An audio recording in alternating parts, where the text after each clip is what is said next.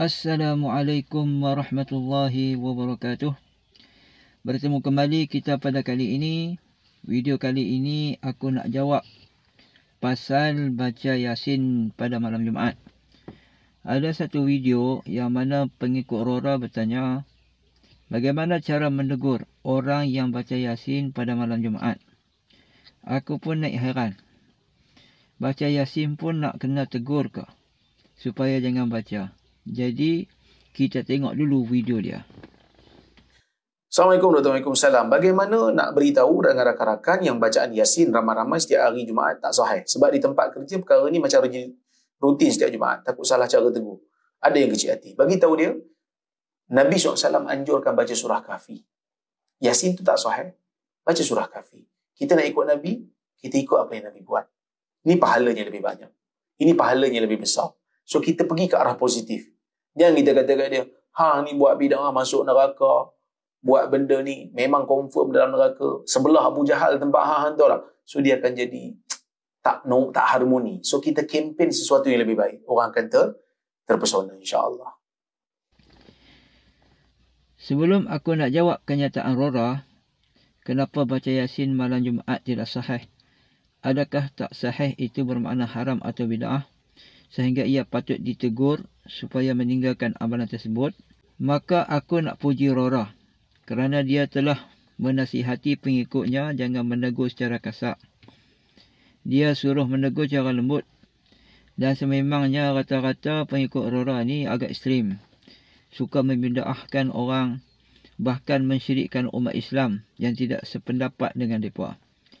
Ini menunjukkan Rora sudah matang. Okey, isunya, kenapa kena tegur orang yang baca Yasin malam Jumaat? Supaya tinggalkan amalan tersebut. Adakah amalan tersebut haram atau makruh? Atau amalan tersebut dikatakan sebagai bid'ah? Seperti yang diketahui bahawa amalan tersebut tidak sahih di sisi Rora. Baik. Bacaan surah Kahfi pada hari atau malam Jumaat adalah sunnah kerana ada dalil dari hadis yang sahih. Dan amalan ini tiada siapa yang menafikan kelebihan dia. Dan tidak ada tok-tok guru atau ustaz-ustaz aswaja, bahkan orang kampung yang mengatakan bahawa pada malam Jumaat wajib baca Yasin bagi menggantikan surah Kahfi. Bukan seperti yang digembar-gemburkan oleh Salafi, bahawa orang Melayu kita ni tinggal surah Kahfi dan amalkan surah Yasin. Ini hanyalah khayalan puak Salafi sahaja. Yang sebenarnya, kita baca kedua-duanya. Di sekolah kami amalkan bacaan Yasin pada malam Jumaat dan surah Kahfi kami baca sebelum pergi solat Jumaat. Jadi, kami mengamalkan kedua-dua surah tersebut. Sekarang kita bincang pasal hukum. Adakah haram atau sunat? Kalau haram, maka patut ditegur. Dan kalau sunat, kenapa perlu ditegur? Rora kata tidak sahih mungkin kerana tidak ada hadis yang sahih yang ulama sepakat kesahihannya. Oleh kerana tidak ada hadis sahih tentang bacaan Yasin pada malam Jumaat, maka Rora kata tidak sahih. Tetapi tak dapat diketahui adakah tak sahih itu maksudnya apa? Haram ke, makruh ke, ataupun bid'ah? Okey, kalau Rora kata tidak ada hadis sahih tentang bacaan Yasin pada malam Jumaat, kerana itulah baca Yasin tak sahih, maka Rora kena setuju bahawa malam-malam selain malam Jumaat pun baca Yasin tak sahih. Kerana tidak ada hadis sahih tentang bacaan Yasin pada malam selain malam Jumaat. Seperti mana baca Yasin malam Jumaat tak ada hadis sahih, begitu jugalah baca Yasin pada malam-malam yang lain tidak ada hadis yang sahih. Kesimpulannya, bagi Rora, baca Yasin pada waktu malam, tak kiralah malam apapun, semua tu tak sahih. Bagi pandangan ulama-ulama aswaja, membaca Yasin bebas pada bila-bila masa sahaja, tak kira siang atau malam, selain pada waktu-waktu yang dilarang. Mereka berdalilkan sebuah hadis yang sahih daripada Abdullah bin Mas'ud radhiyallahu anhu bahawa Nabi SAW bersabda, "Man qara'a harfan min kitabillah falahu bihi hasanah wal hasanatu bi'ashri amsalha. La aqulu alif la min harfun walakin alifun harfun wa lamun harfun wa mim harfun. Maksudnya, barang siapa yang membaca satu surah di dalam Al-Quran, maka baginya satu kebaikan, dan setiap kebaikan itu digandakan menjadi 10 kebaikan yang semisal dengannya. Aku tidak mengatakan alif lam mim satu huruf, akan tetapi alif satu huruf, lam satu huruf dan mim satu huruf. Hadis ini diriwayatkan oleh At-Tirmizi, nombor hadis 2835. Mengikut hadis ini, pertama, maka membaca Yasin adalah sunat hukumnya kerana surah Yasin sebahagian daripada Al-Quran. Kedua, hadis tersebut tidak menentukan masa, maka kita boleh memilih masa sama ada baca pada siang hari atau malam hari, malam Jumaat atau malam-malam yang lain. Jadi dakwaan Rora kata tak sahih tertolak dengan hadis ini. Dan ada satu lagi hadis yang lebih khusus, tetapi status kesahihannya ada pertikaian dalam kalangan ulama hadis. Ada yang kata sahih dan ada yang kata tidak sahih. Namun Ibn Hibban menilai hadis ini sahih.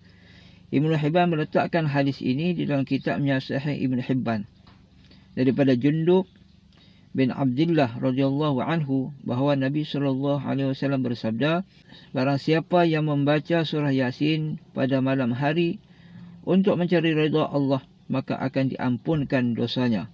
Riwayat Ibn Hibban, nombor hadis 2574. Dengan hadis ini dapat kita ketahui bahawa ada kelebihan membaca Yasin pada malam hari, termasuklah malam Jumaat.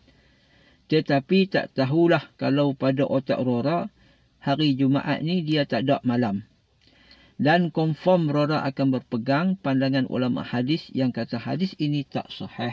Jadi sudah jelas bahawa baca Yasin pada malam Jumaat dibolehkan dan mendapat pahala sunat dengan dalil yang umum. Walaupun Wahabi Salafi tak minat dengan dalil umum, tetapi mereka kena terima hakikat bahawa semua hukum tidak dikeluarkan dari dalil khusus sahaja. Tapi akan timbul satu soalan dari puak Wahabi Salafi. Kenapa khususkan pada malam Jumaat? Kenapa tidak pada malam yang lain? Kalau ikut aku nak jawab mudah je. Lantaklah nak baca bila-bila pun. Nabi tak tetapkan masa pun. Yang hampa kalut sangat pasal apa? Tapi kerana video ini dibuat untuk orang yang nakkan kebenaran, maka aku akan ceritakan pandangan ulama-ulama mu'tabar mengenai boleh tak mengkhususkan sesuatu ibadah dengan waktu tertentu. Sebab Wahabi kata tak boleh. Mari kita tengok. Asal daripada Abbas radhiyallahu anhu, beliau telah berkata, sampaikanlah hadis kepada manusia setiap hari Jumaat. Jika kamu tidak mau, maka lakukan 2 kali. Jika kamu membanyakkan, maka bacalah 3 kali. Jangan kamu buat orang-orang itu bosan kepada Al-Quran. Hadis riwayat Bukhari, nombor hadis 6337. Dari hadis ini dapat diketahui bahawa Ibnu Abbas mengkhususkan bacaan hadis pada hari Jumaat, sedangkan Nabi tak pernah suruh pun. Hujah seterusnya dengan hadis Bilal, yang mana dalam hadis tersebut menceritakan bahawa Nabi mendengar tapak kasut Bilal di dalam syurga. Maka Nabi bertanya kepada Bilal apa amalannya. Maka Bilal menjawab, dia setiap kali azan, dia akan solat 2 rakaat setelahnya. Dan setiap kali setelah mengambil air sembahyang, dia akan solat 2 rakaat. Jadi Bilal mengkhususkan solat sunat selepas azan dan selepas berwuduk. Dan Nabi membenarkan perbuatan Bilal. Sedangkan Nabi tidak pernah mengajar Bilal menunaikan 2 rakaat solat selepas azan atau selepas mengambil air sembahyang. Hadis ini panjang, jadi aku ringkaskan. Kalau hampa nak tengok, boleh tengok dalam kitab Al-Hafiz Ibn Hajar, Fathul Bari, juzuk ketiga, halaman 34. Dan Al-Hafiz Ibn Hajar memberi komentar. Beliau telah berkata, وَيُسْتَفَادُ مِنْهُ جَوَازُ الْإِجْتِهَادِ فِي تَوْقِيتِ الْعِبَادَةِ لِأَنَّ بِلَالًا تَوَصَّلَ إِلَى مَا ذَكَرْنَا بِالْإِسْتِنْبَاطِ فَسَوَّبَهُ النَّبِيُّ صَلَّى اللَّهُ عَلَيْهِ وَسَلَّمَ. Ibn Hajar memberi komentar, dari hadis tersebut dapat diambil faedah harus berijtihad dalam menetapkan waktu ibadah, kerana sahabat Bilal mencapai darjat yang telah kami sebutkan berdasarkan istinbat atau ijtihad. Lalu Nabi SAW membenarkannya. Nabi tidak kata Bilal buat bid'ah. Kalaulah menentukan waktu untuk sesuatu ibadah dilarang, sudah tentu Nabi melarang Bilal berbuat demikian. Kesimpulannya, boleh menentukan ibadah dengan waktu tertentu kecuali waktu yang telah ditetapkan oleh syarak atau waktu yang dilarang oleh syarak. Akhir sekali, amalan membaca Yasin pada malam Jumaat tidaklah menyalahi syarak dan mendapat pahala, maka tidaklah patut menegur orang yang membaca Yasin pada malam Jumaat. Yang patut ditegur adalah orang yang melepak dekat kedai kopi yang tak sembahyang maghrib langsung, bukannya orang yang baca Yasin selepas maghrib. Faham tak, Bi? Aku akhiri video kali ini dengan serangkap pantun. Baca Yasin di dalam beca. Beca menuju ke kedai kain. Kalau sendiri malas membaca, kenapa nak halang orang lain? Terima kasih kerana menonton. Berjumpa lagi di lain hari. Assalamualaikum warahmatullahi wabarakatuh.